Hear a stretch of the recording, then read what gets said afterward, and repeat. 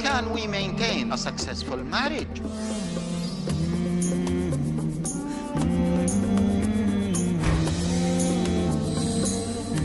Join us in this journey where we learn how to plan for it, execute it, maintain it, and end it according to Islam. Grasp the unique philosophy of Islam to make marriages successful in Marriage and Divorce. Next on Peace TV.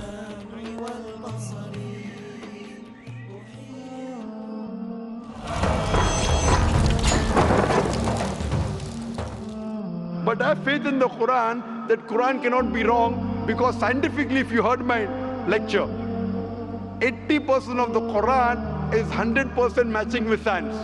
20% is ambiguous, neither right, neither wrong. So my logic says when 80% is 100% correct and not even 0.1% of the 20% is wrong, so my logic says even this 20% would be right. I'm a scientific person, I'm a logical person. So I believe in the statement of the Quran that we chose. If you wouldn't have chosen, you could have questioned God. Why did you make me a human being? Then God would have been at fault. But God says in the Quran, He asked, the mountains were afraid. Everything else was afraid. We human beings opted for this. But do you remember being asked? I don't remember being asked. Brother, if you heard my answer, even I don't remember. But if you remember, then where is the test? Imagine if a teacher teaches you something. Teacher teaches you something. Teacher gives you the book. The teacher has to take away the book for the test. If the teacher says, okay, take the book and answer, where is the test? Okay, but why? After the examination is over, you can go home and check or not. But even before the exam began, God knows the end Brother, result. listen to me. After the examination is over, can you go and check home or not in the textbook? Absolutely. But during the examination, can you check? No. So now the examination is going on, brother. Once it's over, you can check. If you tell teacher, I want to see the textbook, I don't remember. No. During the examination, you cannot refer to the textbook, it will be called cheating. Correct? So once the examination is over, if you don't remember, you tell God, what is this illogical? But Quran says not a single human being will object to the justice. Let the test get over. So today, I being a scientific person, I being a logical person, based on my knowledge of science, based on my logic, when I read the other scriptures and when I read the Quran, I find Quran is the only book, only religious scripture on the face of the earth which passes this test. So therefore I, being a scientific person, being a logical person, agree, okay, fine. This statement of the Quran also has to be right. I don't remember, that's the test. If I remember, where is the test? So that answers the first part of the question. First part, that saying that God was sadist. God is not sadist. For example, I start a medical college. I want the school students to go to medical. How many students who go to school enter the medical college? Just roughly, can you guess? Few. Surely less than 5%. Less than maybe 1%. So why did you make a college where only 1% can enter? Fine. It is for selected few. So same way God made heaven, Jannah, Jannat Firdaus. Everyone cannot go to Jannat Firdaus. Why not? Sorry? Why not? Why can't everyone go to medical college? Because it's human capacity. If humans were capable of being able to put everyone in medical college, they would. That's the way we are made. The same way everyone cannot become a doctor.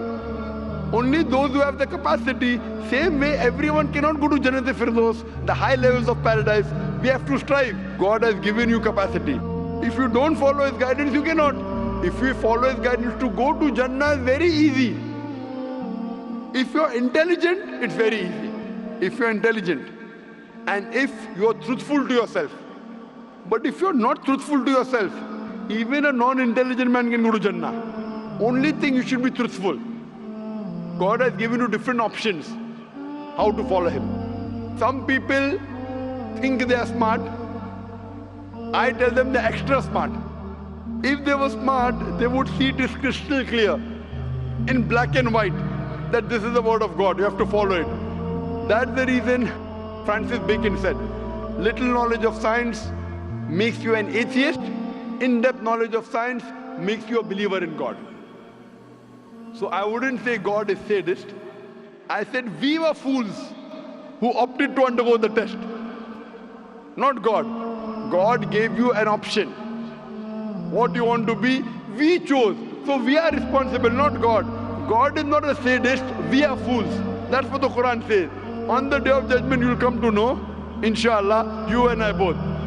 Inshallah, if I go to Jannah, inshallah, I'll pray to God, I'll thank God. You know, I was a good person, I choose to be a human being. If you pass that, if you fail, then we will curse our own self. Hope that answers the question. The second part? Sorry, what was the second part? That even if I believe how almighty He is, how knowledgeable He is, why is He so bent on convincing us, look at the mountains, look at the electrons, look at the protons? Right. The second part of the question was that why does Almighty God give references of the mountain that He's created this? For Him it is peanuts. So why is He talking? You know why is He saying? He's saying these peanut things, mountain, they would shudder. You human being who are superior, why don't you understand? Quran says in Surah Hashar chapter 59 verse number 21, had the Quran been revealed on the mountain would have fallen down to utter ruin. But to us human beings it makes no difference. He's giving these examples to show that these things which are so powerful, the mountains etc. which He has created, would have submitted their will. Why don't you human beings do? He's trying to give an example that we are fools. He's not trying to praise Himself. And whenever He asks us to praise Him, or when He says, for we say Allahu Akbar, God is the greatest. Do you think it will change Allah? No. Whether you say 1,000 times Allahu Akbar or 1,000,000 times, He cannot become greater. He is already the greatest. The reason we say these things is because it is our human mentality, our human nature, that we follow the people who are famous, we follow the people who we praise. For example, your mother has a heart attack. There is an unknown person on the street who gives you the treatment. And you heard that the best heart specialist in the world is Dr. X. Now, will you follow Dr. X's advice or the person on the street who you don't know? Dr. X. Why? Because Dr. X is famous. People know him. He is the best in the world. So the reason in our salah, in our life, we say Allahu Akbar, Allah is the greatest, Allah is the most wise, Allah is the most intelligent. Why? If we say that, it does not benefit Allah, it benefits us. That if we praise Him, we follow Him. If we follow, we go to Jannah. To Allah, it makes no difference. Therefore, Allah says, will you not then believe? Will you not then understand? That means the Quran is revealed to the people for understanding. So He's giving this example not to make Himself great. He's already the greatest. Whether you say 1,000,000 times Allah is the greatest, it will not make a difference to Allah.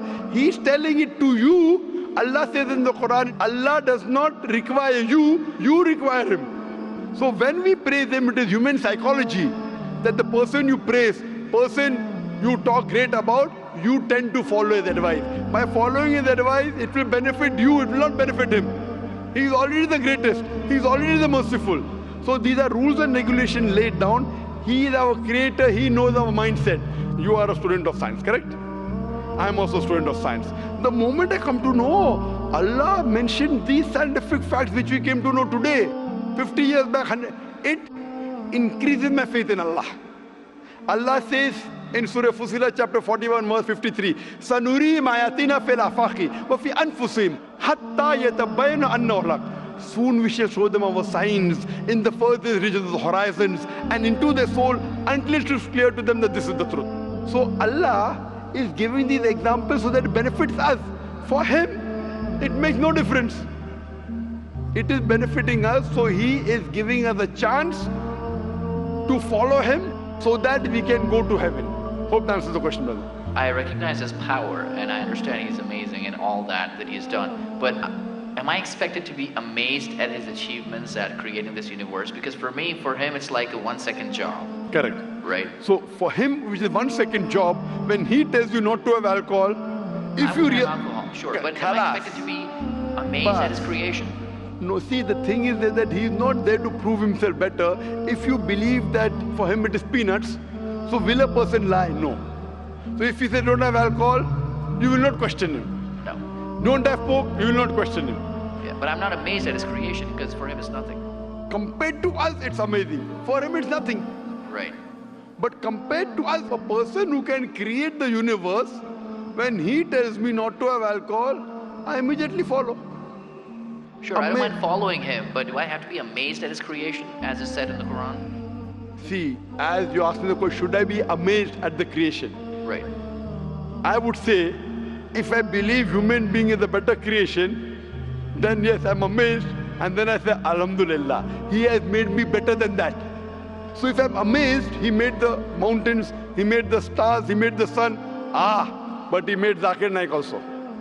He made a human being. And we are the best of creation. So he gives these examples so that we realize what benefit he has given to us. All the favors he has given to us. Talking about the science, talking about the protons, talking about the mountains.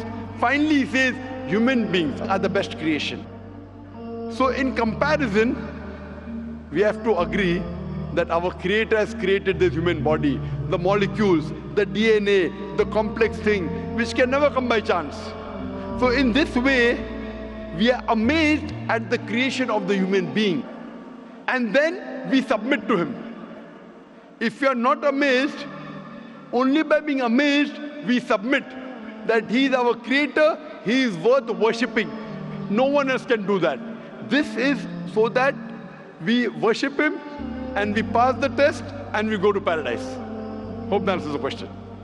If Bill Gates gives me $100, should I be amazed that he has given me that money? I believe that the question has been answered, and unfortunately we are very constricted for time. You are welcome to come back tomorrow, inshallah. As with all of the brothers and sisters, we have come to the end of tonight's session, so please a very big thank you. He said, if Bill Gates gives you $100, Should I be amazed? Will you get amazed?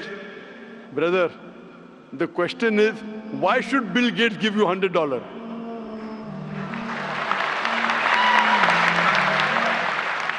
If you tell me a Tom, Dick and Harry gives you $100, nothing to be amazed.